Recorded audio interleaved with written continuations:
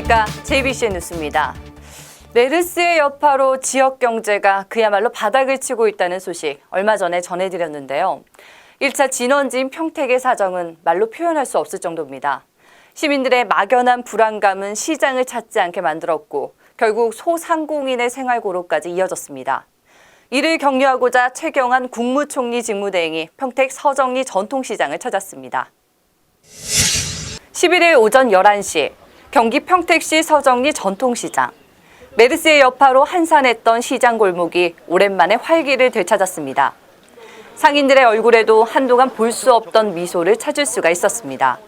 메르스로 인해 경기 침체로 고생이 많은 상인들의 애로사항을 듣고 위로의 말을 전하기 위해 최경환 국무총리 직무대행이 직접 서정리 전통시장을 찾았습니다. 자, 5만 원입니다. 네, 감사합니다. 고맙습니다. 네. 최 총리 대행은 시장 구석구석을 돌며 상인들의 고충을 들었습니다. 상인들은 지금 상권이 너무 침체돼 있어 힘이 든다며 하루빨리 정상화될 수 있도록 힘써달라고 당부했습니다. 당장 사람이 많아요, 많이.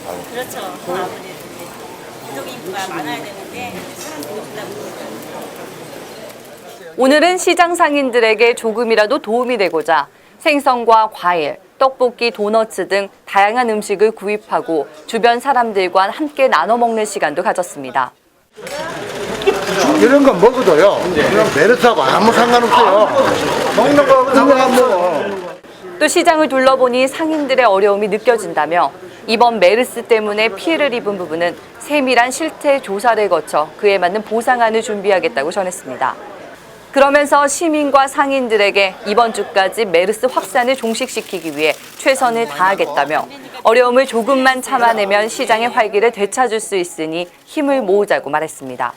우리가 실태 조사를 거쳐서 그에 맞는 그런 피해 보상 방안을, 지원 방안을 지금 준비를 할 계획이다 하는 말씀을 드리겠습니다. 정부는 경기 평택 등 확진자가 나온 병원 주변의 소상공인에게 1,000억여 원을 지원한다고 지난 10일 공식 발표했습니다. JBCN 뉴스 한세아입니다. 앞으로는 퇴직 근로자 체불 임금에 대해 최고 300만 원까지 정부가 우선 지급하기로 했습니다. 이 제도는 다음 달 1일부터 시행됩니다. 그 내용 김윤희 기자가 정리했습니다. 지금 전에 있던 업체에서 지금 퇴직금도 못 받고 나왔는데요. 지금 이유도 없이 안 주고 있는 상황이고 지금 그것 때문에 너무 짜증나는 상태입니다, 현재.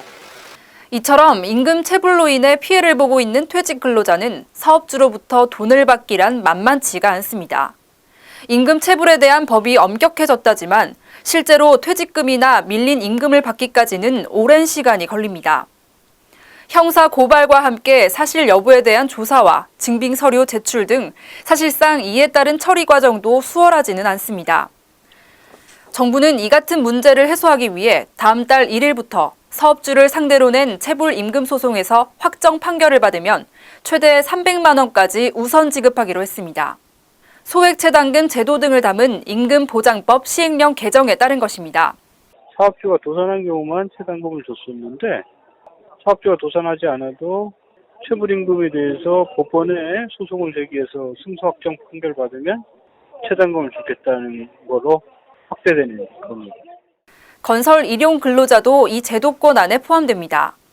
그동안 무면허 건설업자에게 고용된 일용직 근로자들이나 여러 건설 현장 등을 다니며 임금을 받지 못한 근로자들 또한 이 제도에 적용됩니다. 이렇게 되면 연간 체불 근로자 약 5만 2천여 명이 혜택을 받을 것으로 보입니다. JBCN 뉴스 김윤희입니다. 메르스로 인해 재난재해 시스템에 대한 관심이 높아진 가운데 경기 안성시가 주요 행정 정보 시스템이 안정적으로 가동되는지를 점검하는 모의 훈련을 가졌습니다.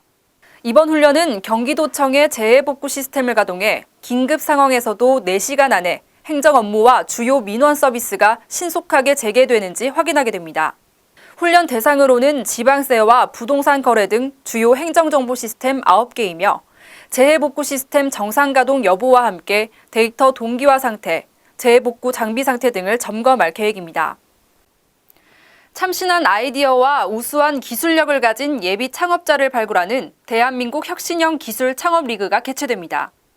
한국나노기술원에서 개최하는 이번 창업 리그에는 예비 창업자나 3년 이내 창업자면 누구나 지원할 수 있습니다.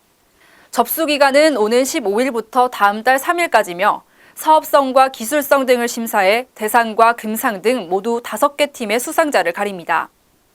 대상 수상자에게는 550만 원의 상금과 부상이 주어지며 전국 창업 경진대회인 2015 대한민국 창업리그 본선 진출 자격이 부여됩니다. 이만 뉴스 마치겠습니다. 시청해 주셔서 고맙습니다.